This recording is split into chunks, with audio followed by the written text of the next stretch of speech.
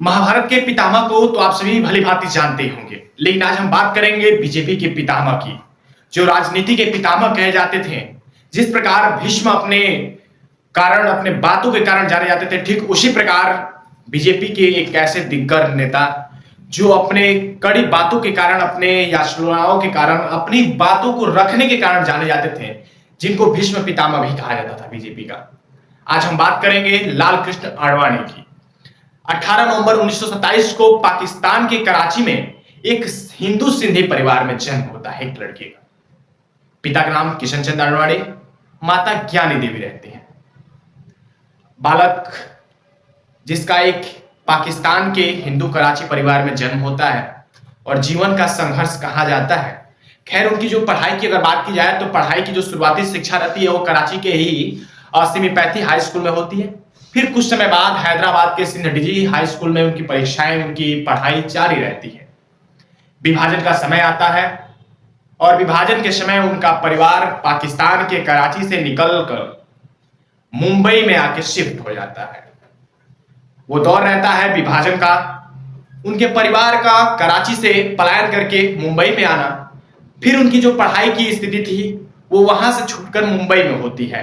तब तक उनका सारा ग्रेजुएशन फाइनल हो चुका रहता है।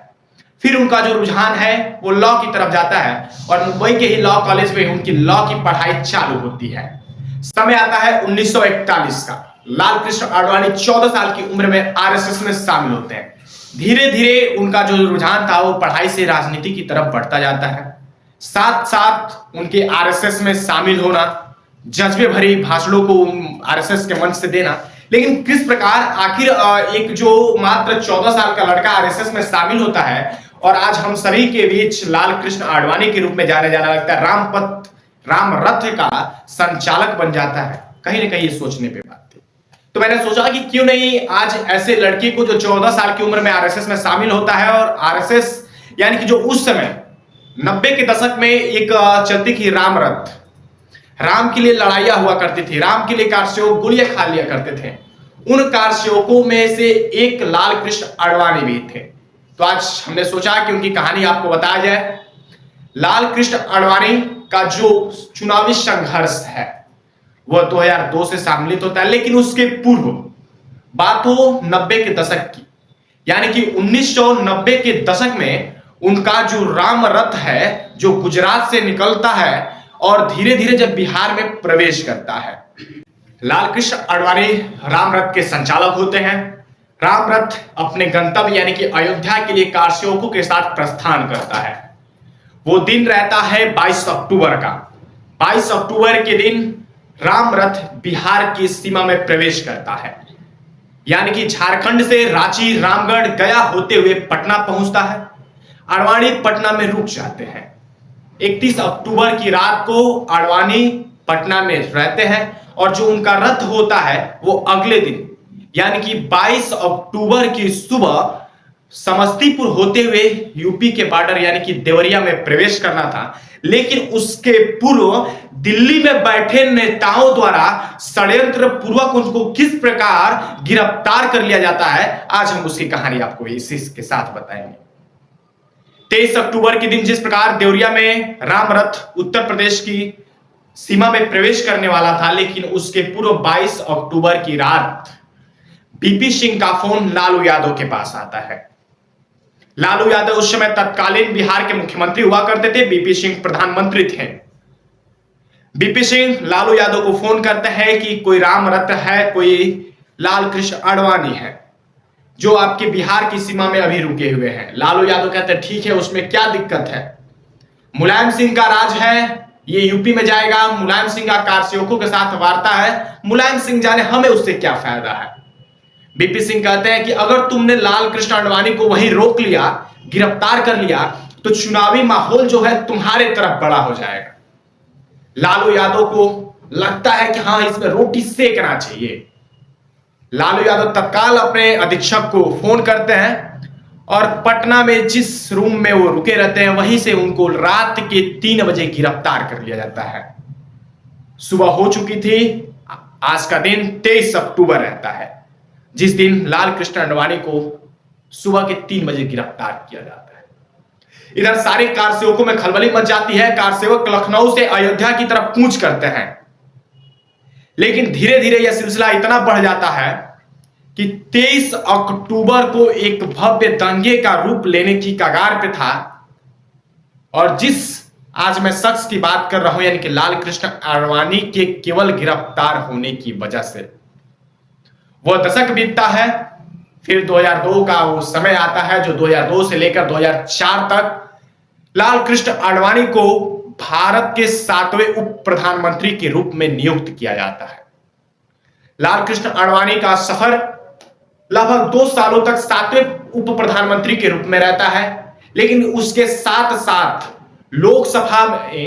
लोकसभा में सबसे लंबे समय तक सेवा देने वाले विपक्ष के नेता के रूप में भी लाल कृष्ण आडवाणी को लोग जानने लगे।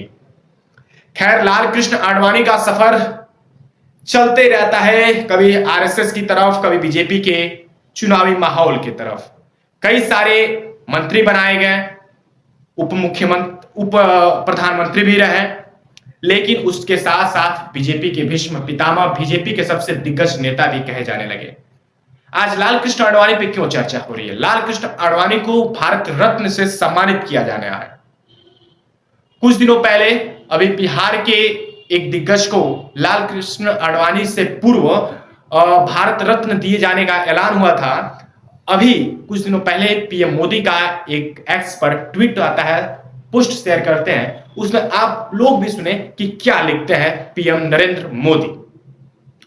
नरेंद्र मोदी ने सोशल मीडिया पर आडवाणी के साथ अपनी 2 तस्वीरें शेयर की। यह बताते हुए बहुत खुशी हो रही है कि लाल कृष्ण आडवाणी जी भारत रत्न से सम्मानित किए जाएंगे।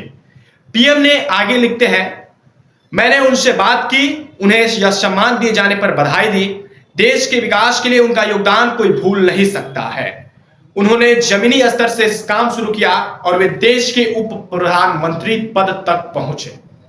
साथ साथ आडवाणी जी के बारे में और वो लिखते हैं कि आडवाणी जी 50वें ऐसे व्यक्ति हैं जिन्हें भारत रत्न दिया जाएगा। आडवाणी जी से पहले 23 जनवरी को बिहार के पूर्व मुख्यमंत्री कर्पूरी ठाकुर को, जैसा कि आपने देखा होगा कि भारत रत्न से सम्मानित किए जाने का ऐलान हुआ, लेकिन आज कर्पूरी ठाकुर के बाद लाल कृष्ण आडवाणी को भी भारत रत्न से सम्मानित किया जाएगा।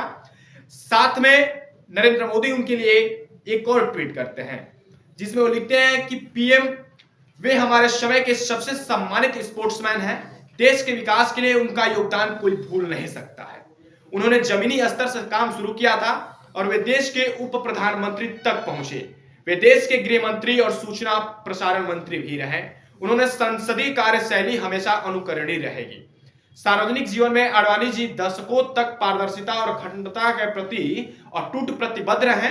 उन्होंने राजनीतिक नैतिकता में एक अनुकरणीय मानक स्थापित किया है। उन्होंने राष्ट्रीय एकता और सांस्कृतिक पुनरुत्थान को आगे बढ़ाने की दिशा में अभूतपूर्व प्रयास किए। उन्होंने भारत रत्न से सम्मानित किए जाने मेरे लिए बहुत भावुक क्षण है। मैं हमेशा अपना सौभाग्य मानूंगा कि मुझे उनके साथ बातचीत करने और उनसे सीखने से अनगिनत मौके मिले। खैर, प्रधानमंत्री का यह पोस्ट, जिसमें 2 या फोटो आपकी स्क्रीन पर जो दिख रहे हैं ये साझा किए जाते हैं, इनका यह ट्वीट प्रधानमंत्री का और लाल कृष्ण आडवाणी के लिए सामने आता है। खैर, जिस प्रकार आज लाल कृष्ण आडवाणी को भारत रत्न से सम्मानित किया जा रहा है, इसके बारे में आप लोग क्या सोचते हैं? और क्या लाल कृष्ण आडवाणी को भारत से, इस भारत में भारत रत्न से सम्मानित किया जाना सही है या गलत? आप लोग अपनी राय कमेंट बॉक्स में जरूर बताएं। बाकी इस सारी वीडियो में आपकी क्या प्रतिक्रिया रही ये भी कमेंट बॉक्स में जरूर बताएं। मैं पूर्वांचल भारत के साथ आकाश मिश्रा, जय हिंद।